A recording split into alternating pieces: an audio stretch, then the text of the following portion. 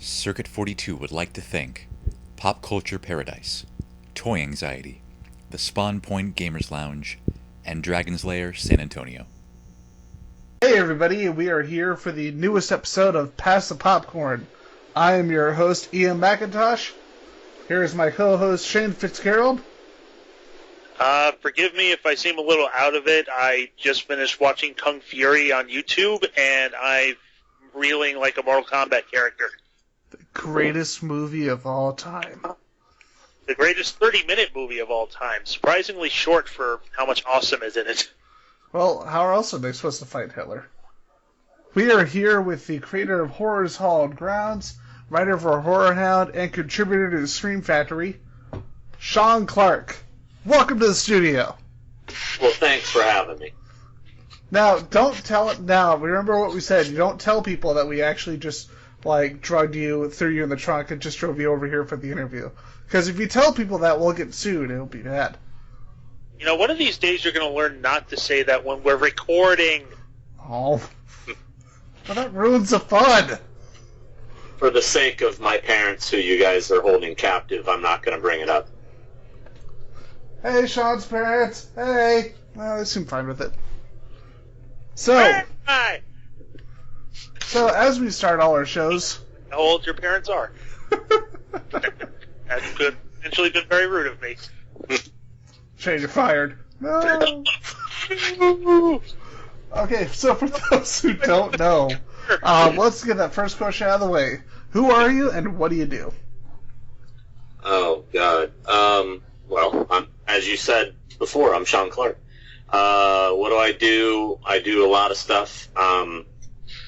I do the Horror's Hallowed Grounds TV series that's been on a lot of the Scream Factory releases. I do it as a written article in HorrorHound Magazine. I'm a writer, producer, director. I wrote and produced the movie Black Waters of Echo's Pond. I also been in a lot of documentaries and crap like that, and I also run Convention All-Stars, which is a company I own and run that books celebrities into conventions and events all over the globe. I watched for this Horror Hallowed Ground. You got choked by Michael Myers. I got what? I was watching Halloween 5-1. You got choked by Michael Myers. Oh yeah. How was that? That was actually very painful. He's an intimidating looking dude, not gonna lie. No, he is, and he's the nicest guy you'll ever meet, but when he reenacted the scene, he really hit me pretty hard right in the Adam's apple, and I don't remember if we kept it in, me saying after he hit me how much it hurt, but I remember my throat hurt for at least 24 hours. It hurt to swallow after he did that. He's a strong man. And the worst part is you could tell that he didn't mean to do anything, you know what I mean? Like, he was just showing you from the movie, yeah. And, you could tell from your reaction, because you say something like, that really does work. Yeah. No, he definitely didn't mean to do it. Unlike Kane Hodder, that when you pose with him and he chokes you, he tries to hurt you, I think. So... Wants you to have an authentic experience, that's all. Oh no, I'm not saying that he's being malicious. He's definitely trying to give the fans their dollar worth. He chases you down the hallway with a machete. This is too accurate. How did you get that into the convention? Now, Sean, I have to admit that Ian only recently told me about the series that you do, Horror's Hallowed Grounds. Can you tell us a little bit about it and how it came to be? Well, basically the premise is I do a retrospective on a classic horror film, go back to all the original filming locations and show them as they appear today, take some of the cast and crew with me to reminisce and talk about what it was like to film there, and then mix in some wacky my own versions of scenes just for fun. And it just started as an online thing I was doing with a website called the Horror Channel, which was supposed to actually become a channel at one point but never did. And then I moved over to DreadCentral.com, and I think from there bounced to BloodyDisgusting.com, and it ended up, it was a written article first. And when I was doing the Halloween 25 Years of Terror documentary, which I was one of the people behind putting that documentary together, Malik Akkad, who runs the Halloween franchise, was looking for bonus feature material for that disc, and I just threw out the idea that I'd always wanted to do it as a show, and he liked the idea and said go for it, so that's how it started. Now, I wanted to say, like, when I first watched that, I had not seen a lot of your work prior, so it's like, oh, who is this guy? Who is this guy? And then it's like, PJ Souls, what the hell? Mm-hmm. And that was like the big thing that threw me. It's just, even in the first episode, there's definitely obvious production value, and then having PJ Souls on there too was just really cool. Seeing the two of you walk through, that's a town of another name, but we'll call it Haddonfield.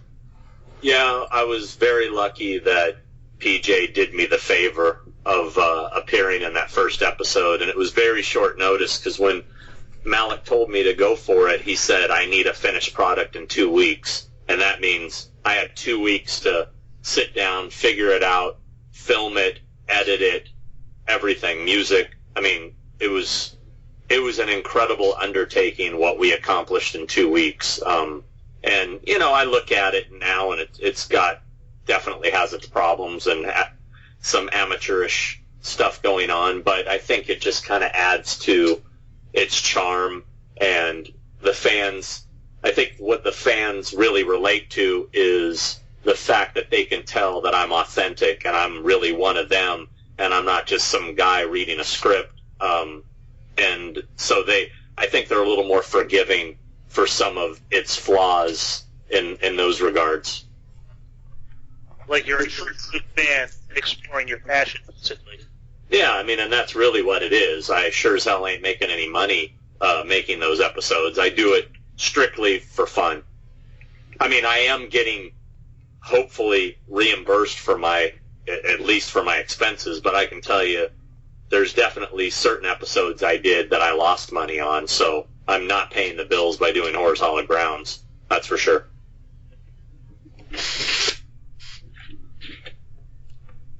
So, quick question in regards to your work with, sorry, just totally brain farted. Okay, HorrorHound? Yes, HorrorHound. Quick question in regards to your work in HorrorHound. You mentioned to us earlier that you're not only a writer for them, but you also got work with convention coordination, getting guests for the cons, etc. How did that come about, that opportunity, both with the magazine and with the convention? Well, just to make sure there's no confusion, I do not put on the HorrorHound conventions. With HorrorHound, it's the same as any convention I work with. Basically, they come to me to get talent.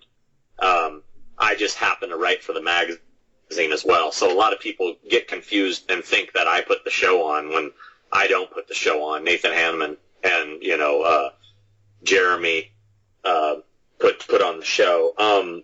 But how it started was I was just a fan going to conventions, and I became more involved with them in different ways, becoming a vendor, just becoming close with celebrities, and then became a journalist, got even tighter with a lot of celebrities, and then when I did, basically Halloween 25 Years of Terror was born out of the Halloween 25th Anniversary Convention, Return to Haddonfield, which was done in 2003, and I helped put that on with two other individuals. We organized the entire event, and through doing that, I had to, contact all these celebrities, and I did that and got them in there, and then we did the documentary where I contacted even more of the Halloween celebrities, and at one point, it just happened that a certain celebrity kept calling me and asking me to try to get him into conventions because he knew that I knew the promoters. And at some point, a light bulb just kind of went off in my head, and I said, you know what, maybe I can turn this into something, and actually be a personal appearance agent, because it seemed like the managers and theatrical agents in Hollywood didn't want to have anything to do with this world. Because when I would contact them about getting a celebrity to appear at a convention, like in particular my Halloween convention, they just blew me off. Because back then, whatever, 10, 15 years ago, this world was really looked down upon. If you're doing a convention, it means you're washed up. It means you have no career. That landscape has completely changed now. Now there's big stars doing it, and they realize there's real money in it. And now, of course, those same agents that used to poo-poo on it are now trying to muscle their way into the game and push guys like me out. So, two things I noted about that. There was a con I was at last year. It's a perfect example of what you're talking about, the way conventions have changed. Because I went to this convention, and they had, like, Matt Smith confirmed, Karen Gillan confirmed, Anthony Mackie from Winter Soldier confirmed, and it was just this crazy guest list. Now, they actually went, something with this particular convention, I'm not going to name the con, but I think they went too far when it came in the other direction, because they got so many people who could potentially end up having projects they'd have to get called away for. And they hit the extreme opposite, where they had so many big people who unfortunately all had to cancel at once. So they went from having all these guests to like one major guest. And I think that's the opposite, where you hit that extreme where it can actually end up potentially hurting it, because you're so focused. They were so focused on getting these big name guests that they got very few other guests. Yeah, well, that's the risk you run in trying to book a working actor, who's especially someone who's hot, I mean, I booked Norman Reedus from The Walking Dead, and, he has to cancel a great deal of times because his career comes first. The conventions, that's, it's the kind of thing that if he's free that weekend, he would love to come out and meet the fans. But if, for example, the last show I had to cancel for him, I had to cancel because he got invited to the White House Correspondents' Dinner. That's a legitimate excuse. You just got invited to the White House to meet the president. I guess that's a little more important. Yeah, Well, yeah, definitely. You can't exactly say, "Sorry, Mr. President, I have to go to this nerd weekend in Boise." Yeah, that doesn't work. Yeah. Then the guys in the suits come and throw you in the back of a van. Yeah. So we can't. It's like, Norman Reedus, we apologize, but we had to kidnap you. Why? Well, it happens. Okay. I think that might be the most passive response to kidnapping ever. Yeah. Sorry, Mr. Reedus, you must absolutely see this thing the president is going to do with Key and Peele.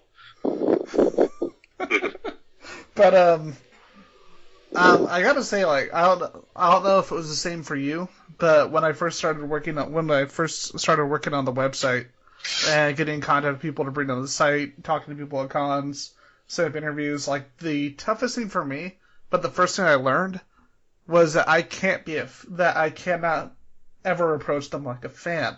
There obviously has to be that enthusiasm, or else you just come across as someone just trying to get a guest. But I realized that the worst thing I could do was basically put a person on a pedestal.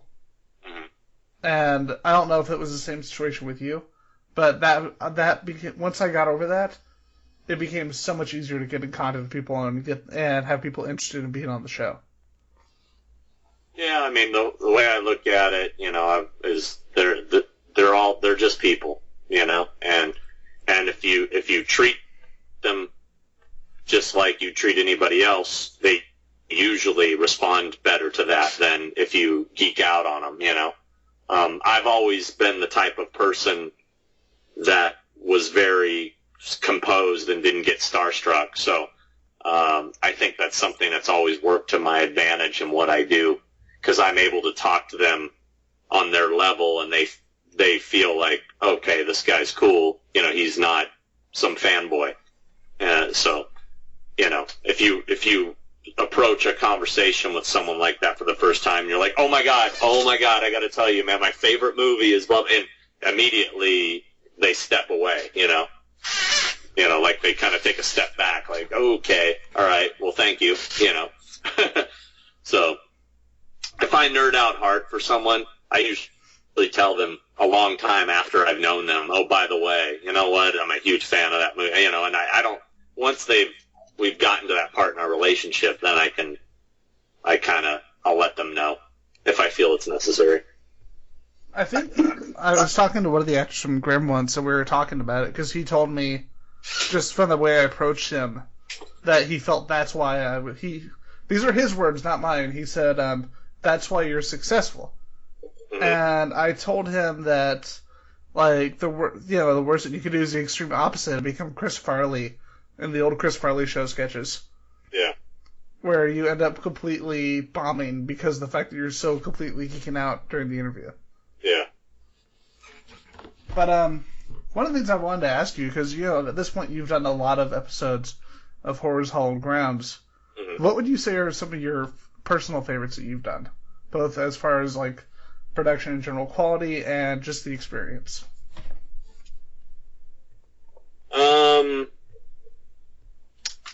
Let's see. My favorite episode is probably the Halloween 3 Season of the Witch episode, just because I'm a huge fan of that movie. It never really has gotten the love and respect it deserves, and I was really happy to be able to do something pretty comprehensive, on that film, something that really just kind of gave it the love it deserved, and and just being able to go to the town from the film and walk around there with Tommy Lee Wallace, the writer and director, and that was a total geek out moment for me, So.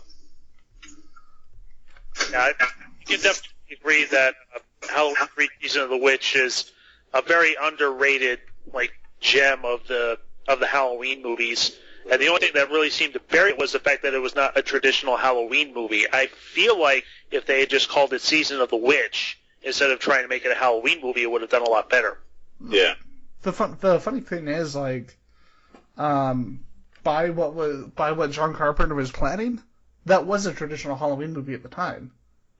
Because it was almost going to be like Final Fantasy, in which each movie was a Halloween movie, but they were all distinct from each other. Yeah. The thing that I noticed both in that interview and both in that video and when I got to meet Tommy Lee Wallace recently is that he's just super laid back. Yeah. And it's one of the it's always nice when you meet somebody like that, or Castle or England, where they obviously not only appreciate the work that was done and the success from it, but also the fans who appreciate them. Mm-hmm. Now, the other question that I always ask on any series like this, if there's any episode that you can go back and redo, which one would that be? Well, I'd have to say the very first one, which we talked about. We talked about redoing it for the box set that came out, and then it was just like, you know what,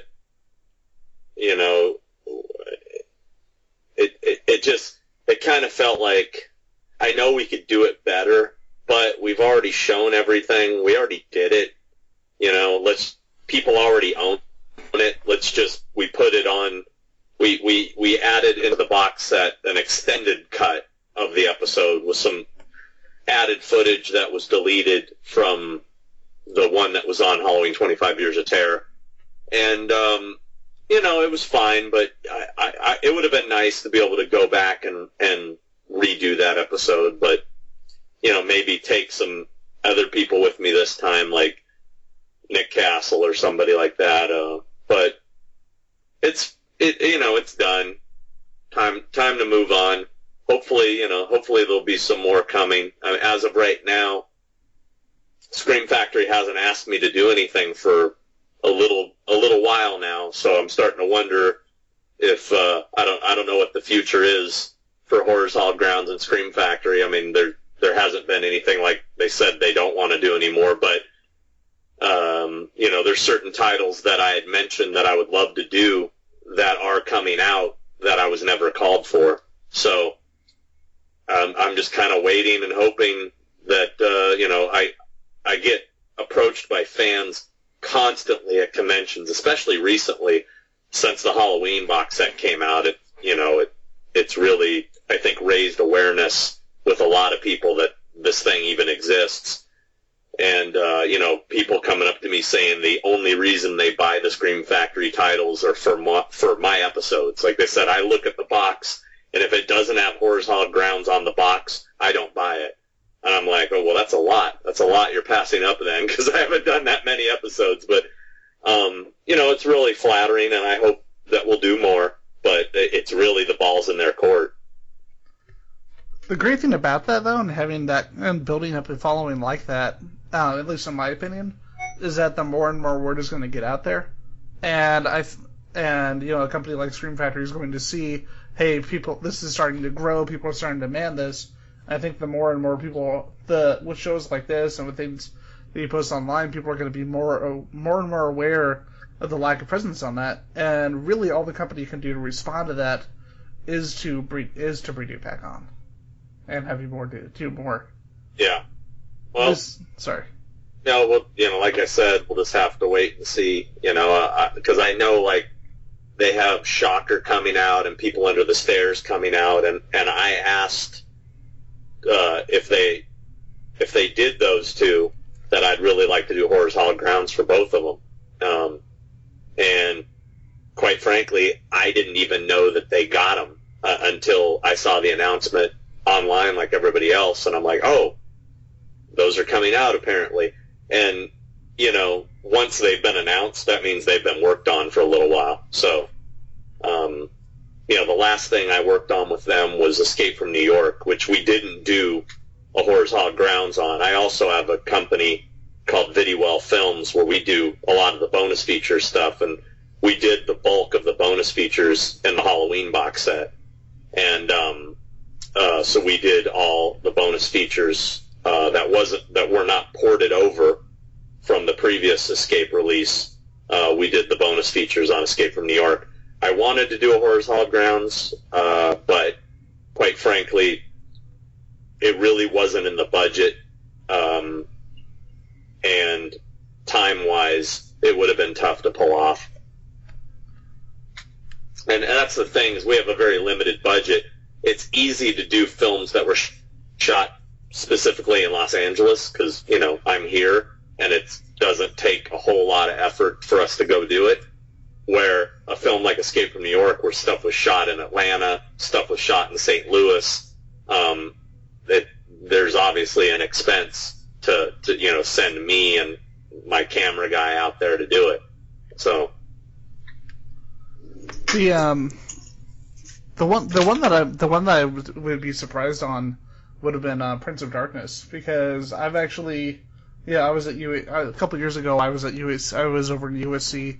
We were visiting a professor friend of mine, and it's crazy just walking around the campus how you basically do a Prince of Darkness tour just by walking around that campus. Yeah. And I know they filmed, I got really lucky when I shot there. We just timed it perfectly to where nobody noticed us, nobody bothered us, and it was like, I don't even know what the school schedule is there. We just happened to show up at a time where there wasn't very many students and nobody was really around. And when we walked in to where the classroom was, there was some construction guys in there doing some remodeling, and they were just leaving. And I just asked them real quickly if I could get just a couple shots, and they were like, oh, I don't care, come on in. And they let us do it, where if I had asked somebody from the school, it would have been, where's your permits, it would have been a nightmare. So, I used to do photography and journalism for this one college. I won't say the name just in case, but because of that, I kind of had an idea of what to say. And my cousin, she does a lot of photography, and there was this older house on campus that was being renovated. and she wanted to go inside, so we went inside. No one said anything, and somebody asked me, "Oh, what are you guys doing up here?" And I said, "Oh, I'm just doing see, now I can't say it smoothly. Back then I could. I said I'm a reporter for such college paper, and we're going to be doing a story of photography on the renovations on the new building and the history of it." And she said, "Oh, okay. Well, you can just photograph up here, but right now we're not able to do it downstairs." And I said, "Oh, okay. Well, thank you. You're welcome. You have a good day." And she just looks to me, and my cousin just looks to me and says, How did you do that? That was kind of evil, but kind of awesome." Yeah. I got lucky with, on pretty much every episode I've ever done, I've somehow swindled my way into a location. I've lied to many people to get into certain buildings and film certain things, and never got in trouble yet. I did get. It's funny. The one time I did get in trouble was for. I wasn't shooting a Horror's Hallowed Grounds. We were actually shooting some B-roll footage for the Halloween documentary, 25 Years of Terror, and we got busted at the VA hospital that was used in Halloween 2, and later used in Rob Zombie's remake. I had to go to court over that. It was a whole trespassing thing, and it was a pain in the ass. But, I've gotten really lucky talking my way into buildings. So. That actually reminded me, I was watching the one for it was either the Halloween or one of the sequels, where you were taking pictures at the I think it was a water treatment plant in Hollywood, and you outright show the sign that says "Don't photograph here." And it's like, and I just love it because you're recording and photographing right in front of there, where you outright say, "Yeah, there's a sign right here where it says you can't photograph over here." Yeah. And that's still one of my favorite little throwaway bits in there. Well, we like to be goofy. Yep. It sounded like the opening scenes to Grave Encounters, actually. I don't know what that is. Oh, it's another horror movie it's a Canadian horror movie, actually. It's like a found footage movie where these guys are making this series about haunted houses. Mm-hmm. And they film at a haunted asylum that actually turns out to be haunted. They get trapped inside and terrorized by the ghosts. Hmm. It's actually pretty good as far as found footage movies go. Very cool. I'll check it out sometime. Yeah, it wouldn't make a bad location for your series either if you decide to go that way.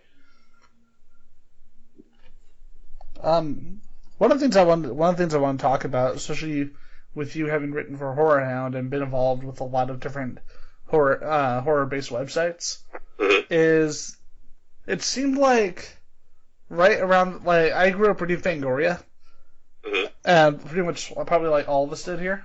Yeah, I did.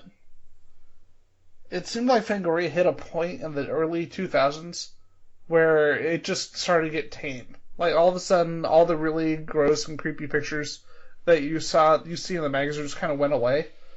And I think it hit its peak of awfulness, which thankfully it's gotten much better now, but it hit its peak of awfulness when I saw a Twilight cover. Yeah. They got a lot of flack for that, I remember. It definitely lost its way there before Chris Alexander came on board. I mean, I definitely, canceled my subscription and stopped buying it because of that era that you just talked about. And, it has gotten better, but, I mean, no offense to them, I don't read it anymore. But then again, I don't read Rue Morgue anymore either. I mean, if I see one or if somebody gives me one, I'll definitely check it out or thumb through it or whatever. But, like most people, most people get their news from the internet now. And those magazines, have really, all magazines have really suffered because of the internet. Because back in the day, when I got a Fangoria, I was ripping it open, and I went straight to the Terror Teletype section to find out what was going on and what new shit was coming out and what was happening in the world of horror. But now it's all old news. So the only thing that really sells magazines nowadays is nostalgia, I think, and that's where HorrorHound, they built their brand on nostalgia and nerdism, and that's why I think they do so well still, is because they haven't really altered what they do. They haven't had to alter it to fix the new, the world of the internet and be able to compete with that. I think another one that's been around, the one that's been around a long time and has that same idea, is Famous Monsters. Like, you pick up an issue that still looks like a magazine from the 1970s. Yeah. I think that's part of the charm that's kept them around as long as they have. Mm-hmm. But the funny thing is, like, there's this store, I don't know if you know it, it's primarily located in the South, but they have a few of them here in Texas, called Books A Million. It's like the really nerdy, awesome version of Barnes & Noble. Because you walk into their magazine section, there's this whole section that's just devoted to, like, sci-fi magazines. Like, they had I remember I haven't seen one that had Mystery Science Theater on the cover. Just, like, last month. And they had a huge selection of horror magazines. They had Famous Monsters, they had HorrorHound, they had Rue Morgue, they had Fangoria, and they just had all the stuff that you'd never normally see. And I love the fact that you have companies like that who are supporting these magazines that you don't see anywhere. And I know, like you said, the internet has become the big place for that, but it's still kind of cool to see places that support work like that. Yeah, I mean, it's good that places like Barnes and Noble still carry all those magazines. I don't really know how many are still around. As far as brick and mortar shops that still carry these magazines. I mean, if Barnes and Noble was to close down around here, I don't know where I would go to find any of those magazines. Exactly. Now, one of the things I wanted to bring up, like, being that you've worked with a lot of Blu-ray releases, worked on, that you've worked with different magazines, that, like me, you're a big supporter of the better horror magazines. What is your opinion on, things like books, movies, moving further and further to digital? I'm not a fan of it. A lot of people say that it's all going away, but I don't think it'll ever go away because I think there's too many people out there like myself who want a physical medium. They want to be able to hold it. I don't want to have my entire collection on a computer. I want to be able to look at it and hold it, and if I love something like a record or a CD or a DVD or Blu-ray, and I want that artist to autograph it, what are you going to autograph my computer screen? Here, autograph my digital file. I want to be able to have physical media, and that's why I think, like, I think it's one of the reasons vinyl has made such a comeback is because, purists that want the album cover want the experience of I'm sure a lot of it's nostalgia, but quite frankly, the sound is better if you've got the right system. It's not compressed digital files. I'm just a big fan of an actual physical product, And I mean, you got to think it's such a bad idea to let it go away, because as soon as the physical product starts going away, the stores carrying them start going away, and eventually there's going to be no stores. You're basically going to have grocery stores because you have to get food, and you buy everything online. And where's the fun in that, Exactly. I think for me, like I'm very much the same way. And I remember one of my friends who I hate to say it, I haven't really had in my house since because of this experience, They came into my place. They saw like my shelves of like books, Blu-rays, games, all this different stuff, deluxe editions, and they said, "Wow, it's like being 10 years ago." I've not invited them to my house since. Yeah. Yeah, because here's the thing. Like one of the things I absolutely love, and Shane can attest to this as well, are the big absolute editions that DC Comics puts out. And somebody told me, "Oh, you can just get like the regular trade. It's not as big. It'd be so much easier." And it's like you were saying about records. I want the really high quality edition and a really nice edition with really nice paper. Why would I want something nowhere near as good for something that I love? Yeah. Yeah, there's a certain pride you can take in having a comic book collection all in one spot that you can drop and potentially injure a small child. Exactly. Kill children. You heard it here at Circuit 42. Kill, not kill, just injure. It makes them stronger as they grow up. Agreed. Yes. I'm liking this getting more and more. If they don't get it, then you just, gotta beat them into it. So. I don't know. There's lots of orphanages around. That solves the problem pretty quick. Oh boy. I'm a terrible human being. So one of the things I wanted to ask about, like because I was watching the videos on the Halloween box. I was rewatching the videos on the Halloween box set the other day. Yeah.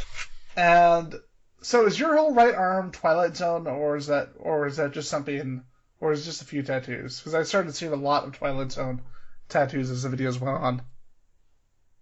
No, my whole right arm, all the way up to my shoulders, it's a Twilight Zone sleeve. Yeah. So I've gotta ask you, being a huge Twilight Zone fan, just off topic, what are some of your favorite episodes? Oh, I really don't like the show. What? I'm just kidding. I was waiting for that. I was hoping for that, so I just let it be silent. Even the crickets were like, the fuck? The crickets are like, that man's a liar. The best one is the ones with William Shatner. Oh, God. Let's see, my favorite episodes. I got a lot. And they're mostly on my arm. I think my all-time favorite episode is It's a Good Life. When he wishes him way into the cornfield. That one is still really creepy, and the fact that they toned it down for the movie says a lot. Yeah, I mean, if you think about the reaction that episode must have had when it aired, it's still creepy now. That one, of course, there's the classics, Eye of the Beholder and Serve Man and all that, but I really like The Howling Man as an episode I really like. I've always been a big fan of the episode The Masks. I really like Little Girl Lost. That was always one of the really underrated ones. And for people who haven't seen it, if you like Poltergeist, go watch Little Girl Lost. Mm. Yeah, there aren't too many that I don't like. I think the only ones I really don't care for there was a time there where they were doing the hour-long episodes, and a lot of those just don't work, in my opinion. But for the most part, they're all pretty strong. I think I may be wrong, but I think that was partway through season 5. They started trying to do the hour-long episodes. Yeah. And for me, while I still like the season for the most part, that's probably the reason that myself and a lot of fans are like, yeah, season 5's not nearly as good. Yeah, it started to lose its way there, but it's it's still, there's a lot more good than bad. Oh yeah, and it's a show that just you watch a lot of shows from the era, and they do not hold up. And you watch Twilight Zone, and even the episodes for the first season can still be just as creepy as effective. Even the pilot is still really eerie in the way they played with sound, especially. Mm-hmm. But one of the last things I want to talk about, with like people always talk about the horror industry and how it's changing and getting worse or getting better. Now, in my opinion, minus that kind of period in the late '90s and the '90s when Scream came out, and a lot of people were trying to do ironic horror or self-aware horror, I don't really think that there's ever been a point where horror has ever really gotten bad. You just have to find other places to look for it. And I just wanted to get your opinion on that, because I've always felt that with the horror industry especially, you can find there are good movies at any time period. You just have to know where to look. What do you think? I'm sorry, one more time on exactly what the question was. Sorry, I was basically asking your opinion on how you feel about the horror industry, and if there's ever really been any kind of low point, or is it something like what I was saying, where it's just one of those things where you just have to know where to look. Yeah, I mean, there's always been low points. Definitely in the '90s there, before the Scream thing happened, there wasn't a whole lot going on. And then the Scream thing happened, and then it made a bunch of terrible follow-up movies, like the I Know What You Did Last Summer kind of crap.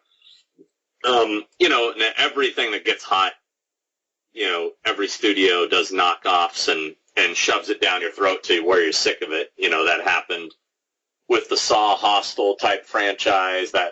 That's happened, most recently with the paranormal stuff and the haunted house stuff, and that's still, limping along. I'm waiting for what the next wave is going to be, because, obviously the haunted house paranormal shit can't last much longer. It's just, it's all starting to look the same.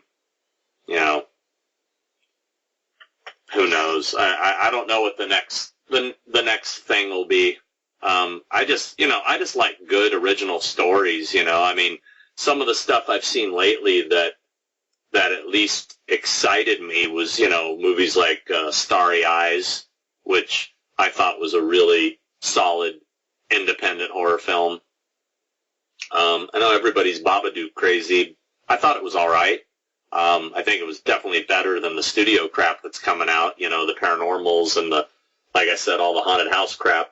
But it didn't blow my mind. But, stuff like that is at least in the right direction, in my opinion. At least they're trying to do something different.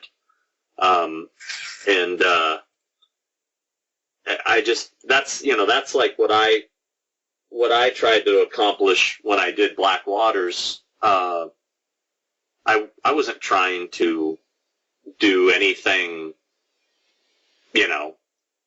I wasn't following any formula. I was trying to do something that I hadn't really seen done before, just something different that was fun, a fun horror film that isn't the same old. And that's one of the best compliments that I get when people come up to me and talk to me about that film is, I like that the fact is it was original. I mean, the only knock it ever had against it, comparison-wise, was, it's like the horror of Jumanji. And it's like, okay, I get that. It's a game that unleashes something. Beyond that, there is no comparison to those two movies at all, So, I actually had never even seen Jumanji before. And so I didn't, to me, if I was ripping anything off, I was ripping off Hellraiser more than anything else, like the box that unleashes something, But anyway, I just wish people would just make more original stuff, and the only good original stuff that's coming out is, the independent stuff. The studios are just making the flavor of the month. Every once in a while, a good one sneaks through, like The Conjuring. I thought The Conjuring was great. But, Annabelle, it's like, we don't need more of that. You made a good, effective movie.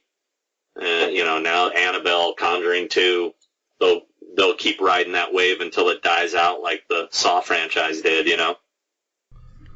It does seem like a trend with James Wan movies, where you'll have like the good ones that are made by James Wan, and then with the exception of Insidious 2, which I was really surprised he jumped in on,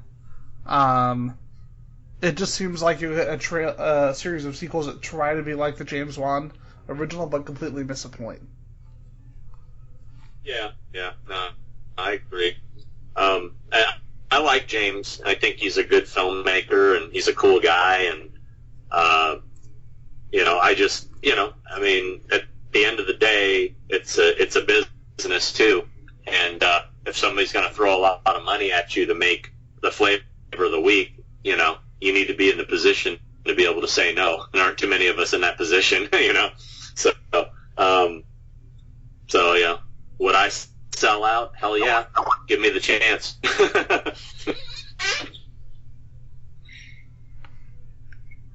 I personally think, in many ways, what you said about Hollywood horror right now is basically kind of causing a boom in the indie scene, because people are looking away from Hollywood right now, and movies like It Follows and movies like Babadook. While I know you were kind of mixed on Babadook, it's allowing movies like this to really build up a following and really get more success than I think they would have at any other period in horror films in the last couple of years. Yeah, I did not dislike it, Babadook. I think it's getting a little overhyped. I thought it was a good film. I didn't think it was like changing the landscape. You know, I kind of feel the same way about It Follows. I enjoyed it. I think it's one of those movies that the more I watch it, the more I like it. You know, there's certain movies like that for me. You know, the first time I see it, it doesn't really hit me until I see it again and kind of take it all in, and I'm not sitting back trying to pick it apart like as a filmmaker, like, you know, looking for all the flaws, which is something, unfortunately, I tend to do when I watch stuff. Yeah, I mean, there's some good stuff that's been coming out, and one thing I've been really excited about is the scores lately. You know, like the score for It Follows was awesome. Same thing with Starry Eyes, and another film that it's, I guess, technically not horror, but it falls into the horror genre, was The Guest, which I thought was an awesome movie. And it also had a killer score as well. Yeah, in many ways it reminds me of, you know, we were talking about Twilight Zone earlier, and how Twilight Zone, you know, the music was such a huge part of it. And that kind of ties into what we're talking about right now with the way music and scores in horror films have just really have stood out, just as being very high quality. And it's just a big part of the atmosphere, and it's surprising that you don't see more of that. Yeah. And it is a huge improvement over, like, probably one of the worst horror films I saw, which had potential to be good, was the movie Gothica, that movie with Halle Berry and Robert Downey Jr. And you're watching it, and it's like the music is telling you, okay, here's the scary part, boo! It's like, well, I'm not scared because your music told me that it was going to fucking happen. Yeah. Well, that's just, you know, the filmmakers not knowing, you know, the way to make something effective, you know? Yep. I mean, you know, that's a problem. You know, a lot of horror, especially when you're getting into the generic Hollywood, you know, machine, they just hire anybody to make these films. You know, oh, this guy's a competent director, let's get him to do a horror film. You know, and they're not horror fans, and they don't know the genre, and they don't have a love for it. It comes through in their work. I mean, you know, perfect example. What's that guy's name that directed the Fog remake? Rupert, whatever the hell his name is. I can't remember his friggin' name. I think he did Stigmata. Did he do Stigmata? Yeah, Rupert Wainwright. You know, he comes off like that's just somebody that popped in my head. He strikes me as somebody who's not a horror fan at all. He's the gun for hire, and he just makes his stuff has that sort of generic thing that real horror fans loathe, you know. And there's a lot of those out there, you know, that it's amazing how the Hollywood machine works and their rationale for hiring certain people, and it's all ass backwards. You know, it really is. So there's so many talented writers and directors out there struggling to get their stuff made. If they were given a chance, they could do far better than these, you know, hacks that studios keep hiring. I completely agree. I know, Shane, you had something to. You were talking. I know you have a strong opinion on the recent movie Unfriended. Oh God, that's just got to be the worst example of bad Hollywood horror. Because Sean, have you seen Unfriended or heard about Unfriended at all? I think I saw the trailer for it. I haven't seen it. It's the one that it's basically a horror surrounding like a Facebook thing, right? The whole thing takes place in a video Skype call. And it's probably the worst possible way you could film any kind of movie, let alone a horror movie, because there's no atmosphere to it whatsoever. And what it basically boils down to is, you know, first world problems and internet drama that kills you. Yeah. There's no suspense to it. You don't care about any of the characters. It's basically the antithesis to like any kind of good horror movie that you can name off the top of your head. Well, you know, it's just that premise alone. That movie's probably going to be dated in just a couple of years. You know, it's dated already. Yeah. To be perfectly, it's like as soon as there's a Skype update, this movie's already dated. It's terrible. Yeah, ideas like that are so technology based, and I feel like they're dooming themselves to be dated so quickly and dismissed. You know, I mean, I don't know. It just keeps coming back to this idea that Hollywood thinks that because Japan managed to make a scary movie about the internet, that they can make several scary movies about the internet, and they've all failed horribly. Now that's another one that we kind of skipped over when we were talking about the flavors of the month with the Japanese remakes. That was another little short era there. Yeah. That, you know, which, you know, there was some decent stuff there. I mean, I prefer all the Japanese versions to the American ones, but you know, whatever. I mean, it was it just kind of got ridiculous there how every film had a girl with long black hair in their face, you know. It's like, but it almost got racist to a certain point, because it's like, you know, every time they say that they're remaking a Japanese horror movie for American audiences, you always have the pale girl with the long black hair. It's like, what are you trying to say with this kind of thing? The good thing is, at least, like, a lot of people don't know, is that that's actually based off a really, like, that image is based off a old horror legend from Japan.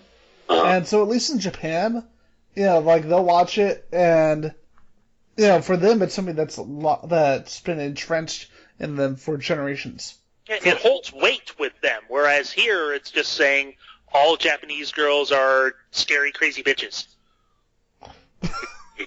That needs to be the title of one of these movies. Just release one. It's just called All Japanese Girls Are Scary Crazy Bitches. And just show, like, generic J-horror remake imagery for the whole trailer. Shane, make this now. I just want to make a movie now that is basically, like, taking all Japanese urban legends and bringing them over to, like, L.A. or something like that. So it's like, you've heard about the one where the girl pops up in front of you and asks, "I am pretty," and if you say yes, she shows her face, and it's, like, all cut up, and it's like, "How about now?" And it's like, a person in L.A. would be like, "Wow, you should sue your plastic surgeon." Sean, where do you live? Just to let Shane know. Oh dear. Have I offended you based on your locale, Sean? I apologize. No, not at all. I live in Orange County, California, but still, Oh, you're fine. they still have that. Everybody thinks of like Real Housewives of the OC and shit like that, and that's okay.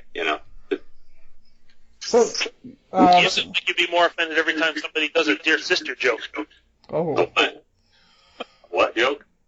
A dear sister. It's that old Saturday Night Live bit based off of that scene from the OC where the guy shoots somebody gets shot and they play "Ooh, what you say" and all that.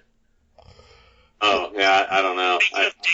Speaking of dated references, I've never even seen the TV show The OC, which is kind of funny because they actually filmed the OC in the Riverside County, so they didn't even film it in Orange County. Oh. yeah, it kind of holds as much weight as Sex and the City does to New Yorkers. although I've never watched it. I will give credit because I actually did watch at least the first season. I'm not gonna lie, because the one thing that really surprised me was just the insane amount of comic book references.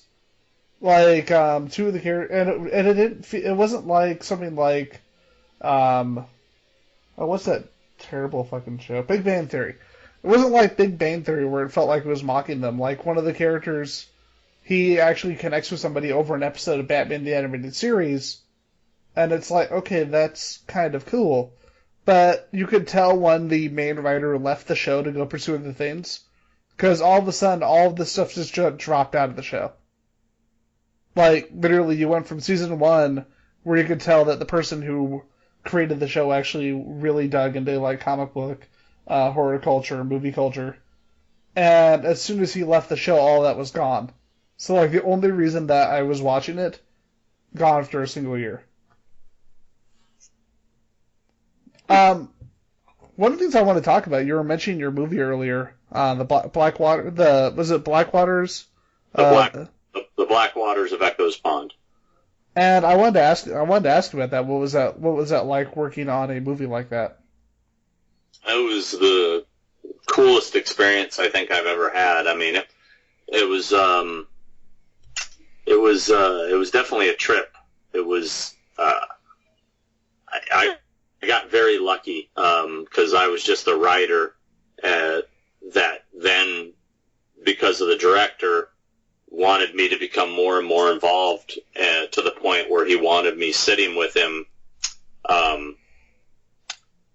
like during the entire shoot, just because, kind of like what I was saying earlier about directors that didn't know horror, he admittedly didn't know horror, and he basically said to me, I want you to sit here and tell me if you think I'm doing anything that's not horror. If he wanted me to chime in, and it was, as a writer, a lot of times they don't even allow you on set. You sell your work, and then you're lucky to get invited to the premiere. But I was there the whole way. I mean, I was there with him. I actually directed second unit shots. I even directed one first unit shot on a night that he was just exhausted. I was running lines with the actors. I helped cast the film. I got the special effects crew involved. That's why they ended up giving me a producing credit, because I did so much more. And, that was, everybody tells me, don't get used to that because you'll never have that experience again. So that's why I kind of feel like, if I ever get a chance to make another film, I want to make sure I'm the one directing it, because I don't think I would be too happy going through the experience that a lot of people have told me they had. Yeah, what you said actually makes a lot of sense regarding your input on the production, because I don't think a non-horror fan would not think to cast somebody like Daniel Harris, in a movie like that, or someone who doesn't work in horror. Mhm. So that definitely strikes me as something done by a horror fan, putting people like Daniel Harris, Robert Patrick in positions like that. And I wanted to ask, was that part of your input, bringing them on the project? Well, I mean, when it came to casting the film, they said, well, who do you think would be good for this, Sean? Who do you think the horror fans would react to? And I had always had James Duvall in mind for the character of Rick, and James is a good friend of mine. And so he was immediately attached. And then for the female lead, Danielle and I actually had a minor falling out at the time, and we weren't speaking. So even though I had her in mind when I wrote the script, when I was thinking of the character, I was thinking of her. I believe the character's name was Kathy. It's been a while since I've seen it. But I was thinking of her, but I was like, okay, well, she'll never do it. She's pissed at me right now. And then, so they said, well, who do you think would be good in this role? And I thought, well, Hannah Hall, who played Judith Myers in the Rob Zombie remake, she's a really strong actress, and I could see her playing this part. And we took it to her. She loved it. She signed on. About 2 months before 2 weeks before we were start filming, Hannah pulled out because of exhaustion from another film, and they panicked, and they're like, we need to get someone, who can we get? And I said, well, I wrote it with Danielle in mind. They're like, well, send it to Danielle. And I'm like, okay. So I kind of put my tail between my legs and sent it to her, thinking I wouldn't even get a response. And she got back to me and said, I love it. I want to do it. And, the rest is history. As far as Elise and Electra Avion, best known as the babysitter twins from Grindhouse, they were just friends of mine. And they were like, when they heard about it, they're like, why don't you put us in the movie? Why don't you put us in the movie? And I'm like, well, I don't know. I mean, so they read the script. They really wanted to do it. And, they were hot coming off of Grindhouse. And so I had to go back and rewrite the script as two twin sisters, because originally it was just two friends, which changed the script a great deal. Then Nick Manell, who was in Rob Zombie's Halloween and the Friday the 13th remake, I suggested him for the character Josh, and it came down between him and one of the producers wanted, which is Jessica Biel's brother. And I think they just wanted him because it was Jessica Biel's brother. And I was just like, you know what? Nick is such a better actor, and I really went to bat for him, and he got the part. Robert Patrick, I didn't have anything to do with getting him in the film. He had done a previous film for these producers, and, a lot of the way they cast these movies is based on, sales overseas, and Robert Patrick apparently sells really well overseas. His name has a lot of value. So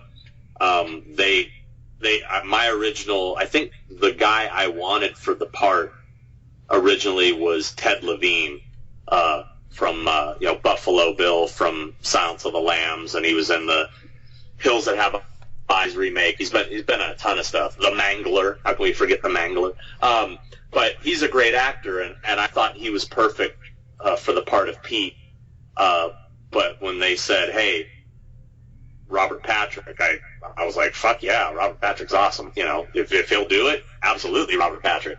So that was that. There was other people I brought in that I wanted in the project that just didn't cut it, in their auditions. And then a lot of the other cast, we just had a casting called at Paramount, and I sat in with the casting agent, and we videoed everybody and took notes, and eventually made choices on the rest of the cast. We went back and reshot the opening of the film because the original opening didn't work, and I rewrote the opening, and at that point I went to another couple actor friends of mine to step in and do some parts. Richard Tyson, who was in Kindergarten Cop and 3 O'Clock High, he came in and did a bit. And Tom Proctor, who was in Halloween 6, and he's done a few other things, he came in and did a piece. So it's it definitely was cool having some good connections with some of these actors. It's just, I gotta say, it's just really cool hearing about this because, I don't think people, I think a lot of people still, not people in, are in the same, in these circles, but people outside of these circles, they still assume that, all these movies are made in Hollywood, all of them cost so much money to make, and it's really awesome to hear a story like this, where you're able to get a direct involvement in the movie, and be able to make this just contact people that you know, because a lot of times when you hear about how a lot of movies are made, everything feels very, very artificial.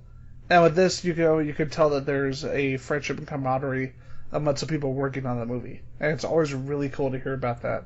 Well, the downside to it was the resistance. It's funny. It's one thing about this business is you get a lot of people in the business that work on the crew and stuff that are just jaded and don't give a shit about the production and that are just there to make a paycheck. And there was a lot of those people on this film, and I was getting a lot of resistance from crew members because I was just the writer, and writers get no respect. I didn't have a title at that point. They gave me the producing title after the fact.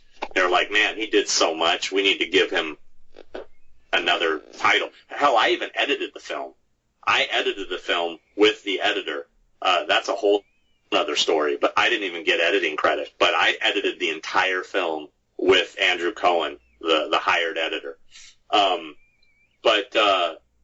I remember times being on set where, the second unit DP actually came up to one of the producers and said, "Why is your writer talking to the talent?" Because he saw me talking to the actors. And it's like, asshole, I brought the talent to the fucking movie, I mean, they wouldn't be here if it wasn't for me. It's like, that's just the kind of negative bullshit that can poison a set, just jaded, angry, bitter people that, granted, they're probably not working for very much money. It's a low-budget film, but you know what? Try to just put a little bit of heart into it. Don't fucking sit around and just piss and moan about, woe is me, this movie sucks, I'm not getting paid that much, there was a lot of that on that film because, nobody was getting paid. It was really a low-budget film, Sorry. Go ahead. I was going to say, the weird thing about that is, this is the kind of mentality from people, this kind of angry, bitter mentality that I don't think people think of the fact that if you act like that, if you say things like, why is a writer talking to the talent? These people need to, do you think these people would realize that having that kind of attitude and that kind of ego is not going to help you? If people want to create connections like you have, they cannot have that kind of negativity, anger, egotism on set. Yeah. Well, it kind of goes back to common sense. A lot of people don't have it. Yeah, and with that, and honestly, those words of wisdom that I think more and more people need to hear. I wanted to ask: is there any? Do you have any projects that you're working on that you want to talk about before we bring our show to a close? Actually, I don't really have a lot going on outside of my usual convention stuff. I just did 6 weekends in a row of conventions. Finally have this weekend off.